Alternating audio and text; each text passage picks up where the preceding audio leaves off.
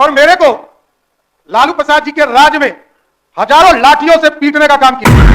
नमस्कार, मैं हूं धर्मेंद्र कुमार और आप देख रहे हैं पुरवैया टाइम्स। अभी आप देखिए कि बिहार के डिप्टी सीएम सम्राट चौधरी जी कह रहे हैं कि बिहार में लालू के राज में हमें लाठी से मारा गया था। किसके बारे में कह रहे हैं, आइए सुनते हैं। और मेरे को लालू प्रसाद जी के राज में हजारों लाठियों से पीटने का काम किया और जेल में डालने का काम किया और अपराधी के तरह बर्ताव करने का काम किया। और मैं जानता हूं उसी लालू प्रसाद जी को माफी मांगना पड़ा मिलर स्कूल के मैदान में। गलतफहमी में आप मत रहिए, मैं एक एक व्यक्ति को चिंता हूं। अभी आदरणीय तेजस्वी जी कह रहे थे कि मेरे पिताजी मेरी माताजी आरक्षण देती थी। एक व्यक्ति का नाम बताइएगा तो आरक्षण जिसको मिला होगा, एक व्यक्ति। 90 से 2005 तक किसी भी रूप में कोई आरक्षण मिला हो तो आप हमको बताइए, मैं जानना चाहता हूं। आरक्षण आपको मिला, आरक्षण आपको मिला। अरे हम लोग तो लाठी खा के आए, अत्याचार खा कर देखना पड़ा, लाठियां और घर मेरा तोड़ दिया गया। ह्यूमन राइट्स कमीशन ने उस समय आयोग का गठन किया और उस समय हमको मुआवजा देने का काम किया बिहार की सरकार ने। हम लोगों ने वो दिन देखा है। कहां गलतफहमी में आप है? आरक्षण नहीं दे सकते हैं साथियों आप। और आप छोटे भाई हैं, बहुत अच्छा सलाह है आपको कि आप मेहनत करें, इसमें कहीं दो मत नहीं। भगवान करे कि अभी तो 10 साल में आपने कोई मेहनत नहीं किया, 8 साल में आगे मेहनत कर लीजिए तो बड़ा अच्छा हो जाएगा। क्योंकि आप ऐसे व्यक्ति हैं साथी जो 1.5 साल के उम्र में अरबपति बनने वाले हैं। दूसरा कोई मैकेनिज्म आपके पास। भ्रष्टाचार का प्रतीक कौन है? सिर्फ लालू प्रसाद जी का परिवार। और आपको पता नहीं है, आज 15 साल लालू जी सत्ता में रहे तो चारा खा गए और जब रेल मंत्री हो गए तो रेलवे का नौकरी खा गए। यही है क्वालिटी आपकी। गलतफहमी में मत रहिएगा। और मैं सब जानता हूं चंद्रशेखर जी, अरे हमारे छोटे भाई हैं, इनको मैं सलाह दे रहा हूं। अभी बोल रहे थे ना, जिस दिन सरकार बदली तो कहा गर्व से कि खेला कर देंगे। ये क्या हो गया? खेला हो गया ना। और आपको स्पष्ट तौर पर बताता हूं, ये जो 5 विधायक हमारे गायब हुए हैं ना, एक एक का इलाज करूंगा। गलतफहमी में मत रहिएगा। और कहां रहा?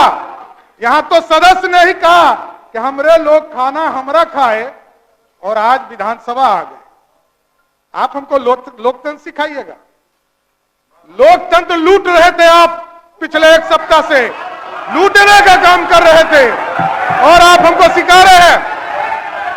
ये तो सामने आए, अरे आप तो छुपा के रखे। सारे चीजों की जांच होगी, गलत कन्फर्म रहिए, कोई छूटने वाले नहीं है आप लोग।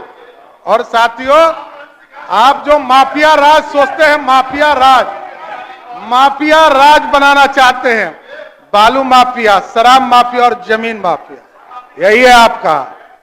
ये सब पे इलाज होगा। गलतफहमी में मत रहिएगा। और हम लोग कह रहे थे भाई साहब हमारे कि लालू जी का परिवार कभी डरेगा नहीं। अरे आपके पिताजी को मुख्यमंत्री बनाने वाला भाजपा है। गलतफहमी में मत रहिए। 39 विधायकों का समर्थन था तब मुख्यमंत्री बने, नहीं तो आप कहां थे? अरे आप कहां थे? आप समझिए, मैं ये कह रहा हूं कि लालू जी भी मुख्यमंत्री बने। आदरणीय नीतीश कुमार जी उसमें उनके चाणक्य हुआ करते थे। लालू जी को यदि नीतीश जी का साथ नहीं होता तो मुख्यमंत्री बने होते क्या? लेकिन एकदम स्पष्ट रहिए, सीबीआई हमने नहीं खिलाया है। सीबीआई 1996 में आया, यहीं लालू प्रसाद जी मुख्यमंत्री के तौर पर थे। तब वो स्वयं राष्ट्रीय अध्यक्ष जनता दल के थे और जनता दल की सरकार देश में थी तब प्रधानमंत्री आपका था, कोई दूसरे का नहीं था।